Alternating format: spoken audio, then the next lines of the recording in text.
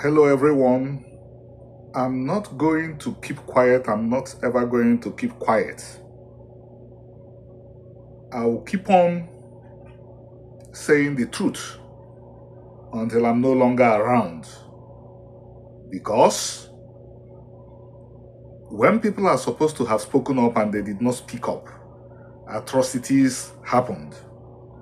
And I start from my own personal experience. If people that were supposed to speak up had spoken up by 1965 and 1966, like if General Babangida had been in a position of authority in 1966 February and had said that there was no Igbo coup, probably 3 million Igbos would not have been killed. But people that were supposed to speak up, including even Igbos, did not say loudly enough that there was no Igbo coup. And the result was over 3 million Igbos were murdered. Likewise, I'm not going to see evil and shut up.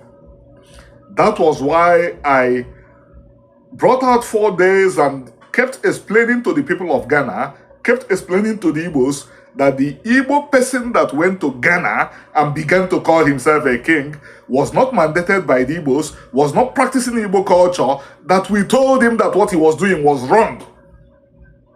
Because what he was doing was wrong. Igbos don't have kings. Ezi-Igbo only began to exist a few decades ago. No Igbo had the term Ezi-Igbo. We don't know anything called Ezi-Igbo. What we know is Ezemwo, that meant priest, or Ezana, that meant priest. Likewise, I'm going to address a fallout of this madness. I don't know the name of this particular guy, but his picture is covering this video. I think he's a content creator. I think it is his job, but I think he should do proper research. I have observed him for some time. Why did I notice him? He attacks the state of Israel. And that is unusual to me. Because as far as I know, Africans that are anti-Semitic, or to be specific, I've only seen a few Africans that are anti-Semitic. But I know that Nigerians that are anti-Semitic focus almost exclusively on the Igbos. I will not deny that the Igbos and the Israelis share a lot. From what he said, he's not very sure. He's speculating that the Igbos are as bad as the Israelis. But then let me give it to him openly. The Igbos and the Israelis came from one stock. I won't deny that. The Igbos and the Jews came from the same set of sexual organs, if you want to look at it like that.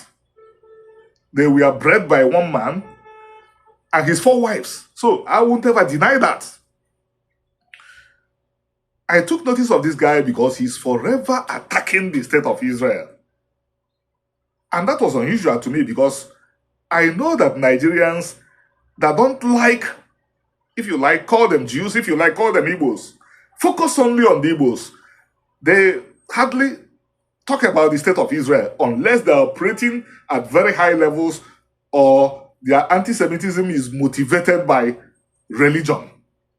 This guy did not sound like somebody that his anti-Semitism was motivated by religion. So I was surprised until he waded into the issue of the guy that went to Ghana and instead of facing his business, he began to say that he's the king of the Igbos. I listened very carefully to him, which is unusual because I'm a very busy person. If I'm not a very busy person, I wouldn't have written over 20 books. If I'm not very, very busy, I would not have written over 20 books, managed everything I'm managing, and ended up with a PhD from one of the greatest universities in the world. But I brought out time and listened to him, and then towards the end of his video, the bile began to come. That the Yorubas said that the Igbos, like the Israelis, are land grabbers. No single Yoruba person in this world can say that an Igbo person occupied a plot of land in Yoruba land and each of land in Yoruba land without paying for it. In fact, by Igbo culture, land must be paid for. And this guy bought it. This guy accepted that the Igbos, like the Israelis, are land grabbers. I think this is dangerous. It is a lie. Igbos don't take land for free. He knows the people that grab lands of people and evict the people, including in his own ethnicity in Yoruba land. Every land you see the Igbos on, they bought that land. But this is not what is going to, this is not the narrative that is going out there. The narrative that, according to him, that Yorubas are sharing is that the Igbos are land grabbers. I have always known that this is what the Yorubas will say, and this is why I have been telling Igbos, return to Igbo land. Stop buying lands in Lagos. The story that anti-Semites among the Yorubas are telling is that you are taking their lands. They are not saying that you bought their lands. Meanwhile, you buy the lands. But the story that is going out is that the Igbos are grabbing the land, even though the Igbos bought the land. And this guy apparently bought into it and connected it to the state of Israel. He said that Igbos, like Israelis, are land grabbers. I listened to this guy carefully. This guy is simply more uninformed than malicious. He doesn't know the history of the state of Israel. He doesn't know the history of the Middle East. He doesn't know anything about that region, so he's buying into the popular narrative. Just like he just bought into this falsehood that the Igbos who buy land occupy lands. And that is why I'm saying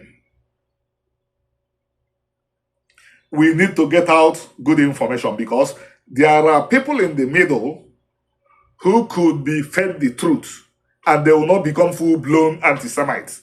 I do not think this guy has crossed the line yet. I think he's simply somebody who is following the tide, where the tide is going. And the tide presently is that Israel is responsible for all the evil in the world. I knew that sooner or later they will include the Igbos. Of course, the Igbos are part of the narrative. So what am I saying? I am presently engaged in fighting racism, anti-Semitism, and hate based on them. Support what I'm doing. It will save lives. The Holocaust and the genocide perpetrated against the Igbo people took place because people believed lies told against them. Just like this guy has told this barefaced, repeated this barefaced lie, which he said he had from Yorubas, who were also lying. I challenge any Yoruba man in the world to rise up and say that the Igbos occupy 1 inch of Yoruba land, which they did not buy. And I'm ending this video by telling Igbos, high time you stopped buying land in Lagos. Stop buying. Thank you.